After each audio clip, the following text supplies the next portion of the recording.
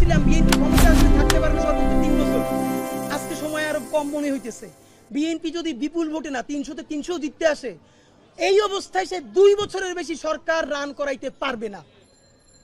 সুতরাং নির্বাচনের চেয়ে সেই ক্ষমতা কেমনে সুসংহত করবেন এইটা মনে রাখেন। কেন পারবেন না? হিসাব সোজা ভাই, মানুষের হাত খুলে গেছে। মানুষ মায়ের খাইতে খাইতে এখন মার দিয়া শিখে গেছে। আপনি যত তারে একটা বাজে কথা বলবেন, আপনি 3টে বাজে কথা শুনবেন। এমন অবস্থা হইতে পারে আপনারা সংসদে বসে যদি দেশবিরোধী আইন করেন, মানুষ নিজের জানমানের কথা ভাইবা সব বন্ধ কইরা সংসদে গিয়েও আপনাদেরকে পিটাইতে পারে। আপনারা তখন যত ইংলিশে মব বলার চেষ্টা করেন, তাতে আপনারা টিকতে পারবেন না।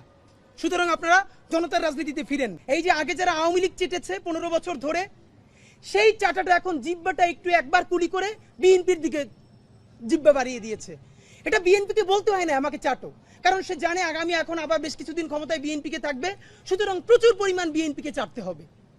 আপনারা নইলে আপনারা বলেন কোন নৈতিকতার দায়ে আপনারা, আমি 3 থেকে 4টা মিডিয়া হাউসের ভাইদের সাথে ইনফরমালি কথা বলে বোঝার চেষ্টা করেছি যে ভাই সত্য করে বলেন আপনারা কি এটা জানতেন না?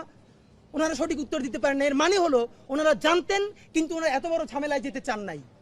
তো এই যে সেন্সরশিপ, এর মানে মিডিয়া, আজকে একটা প্রশ্ন করি, ঢাকার মধ্যে প্রকাশ্য দিবালোকে পাথর মেরে মানুষকে হত্যা করা যায়।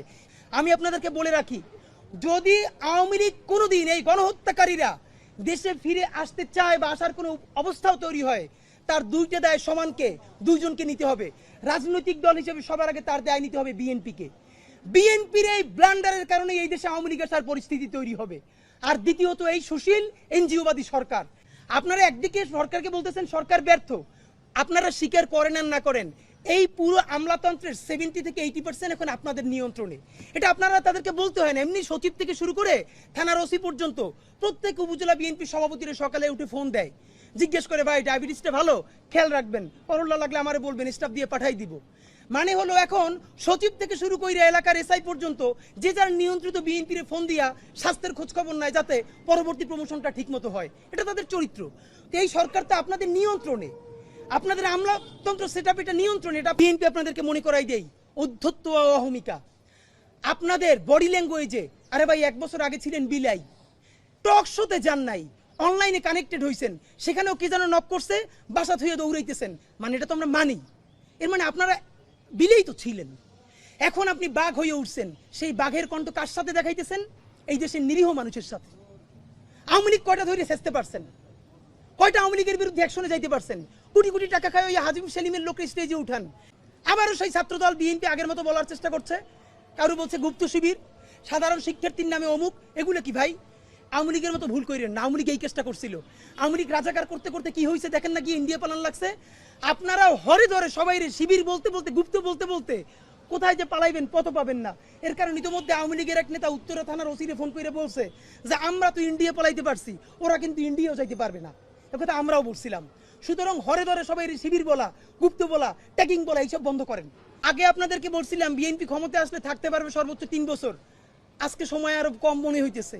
বিএনপি যদি বিপুল ভোটে না 300-তে 300 জিততে আসে, এই অবস্থায় সে 2 বছরের বেশি সরকার রান করাইতে পারবে না। সুতরাং নির্বাচনের চেয়ে সেই ক্ষমতা কেমনে সুসংহত করবেন এইটা মনে রাখেন। কেন পারবেন না? হিসাব সোজা ভাই, মানুষের হাত খুলে গেছে। মানুষ মায়ের খাইতে খাইতে এখন মার দিয়া শিখে গেছে। আপনি যত তারে একটা বাজে কথা বলবেন, আপনি 3টে বাজে কথা শুনবেন। এমন অবস্থা হইতে পারে আপনারা সংসদে বসে যদি দেশবিরোধী আইন করেন, মানুষ নিজের জানমানের কথা ভাইবা সব বন্ধ কইরা সংসদে গিয়েও আপনাদেরকে পিটাইতে পারে। আপনারা তখন যত ইংলিশে মব বলার চেষ্টা করেন, তাতে আপনারা টিকতে পারবেন না। সুতরাং আপনারা জনতার রাজনীতিতে ফিরেন। আপনারা যদি জুলাইয়ের ঘোষণাপত্র, জুলাই সনদ, নতুন সংবিধান এবং ফ্যাসিবাদ বিরোধী রাষ্ট্র কাঠামো ভাইঙা নতুন বাংলাদেশ নির্মাণের রাজনীতিতে নামতে পারেন, তাইলে আপনারা এই দেশের রাজনীতিতে ভ্যালিড থাকবেন, প্রাসঙ্গিক থাকবেন। যদি না করতে পারেন, তাইলে মুসলিম লীগ আর আওয়ামী লীগের পরিণতি হবে। মুসলিম লীগকে কেউ মারে নাই, রাজনীতির ভুলের কারণে নাই হয়ে গেছে। আর যেই দেশের নেতৃত্বে এই দেশ স্বাধীনতা হয়েছে মাত্র 54 বছর আগে, সেই দল সবকিছু নিয়ে পালাইছে। সুতরাং আপনারা তো তার অনেক পরের দল।